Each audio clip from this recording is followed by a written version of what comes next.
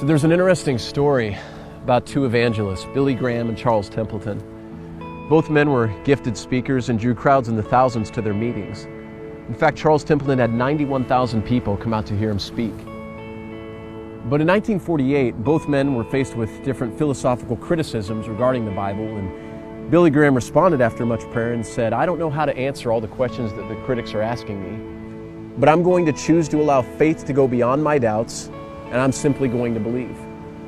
Templeton, faced with these same questions, enrolled at Princeton Theological Seminary and less than a decade later declared himself an agnostic. In 1996, he wrote his memoir called Farewell to God, My Reasons for Rejecting the Christian Faith. Later in his 80s, in an interview about Jesus, Templeton responded and said he was the greatest human being who ever lived. As his voice began to shake and tears filled his eyes, he said, "I miss him."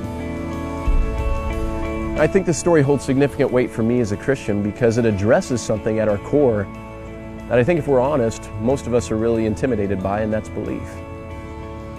You know, we admire the faith of individuals in overcoming impossible odds and circumstances, but when it comes to our own lives, we're often quick to dismiss belief in something greater than ourselves as just not being realistic.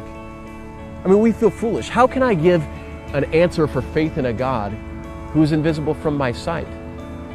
But yet, when you look at the complexity and the beauty of life, it seems that there's nothing but fingerprints of design in every aspect of the world that we live in.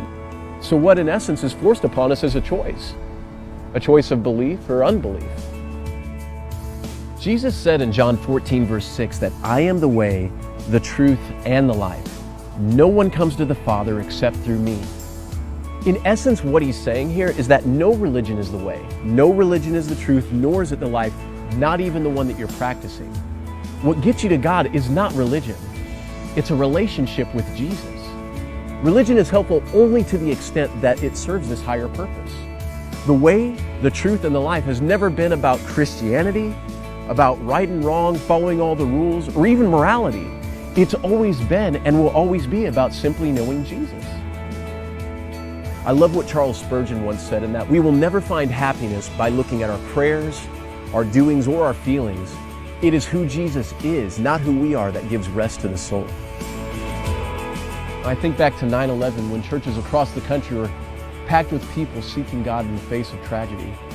And we do this. We often turn to God when we feel like He is our last hope.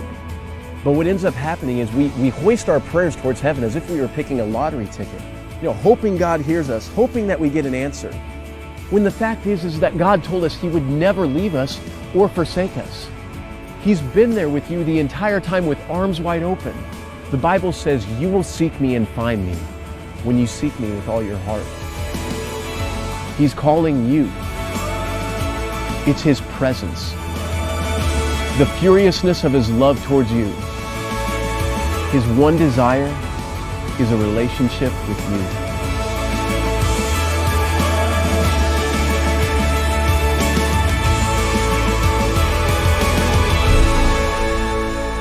So we all have the same questions. Why don't you ask God to reveal Himself to you? And He will.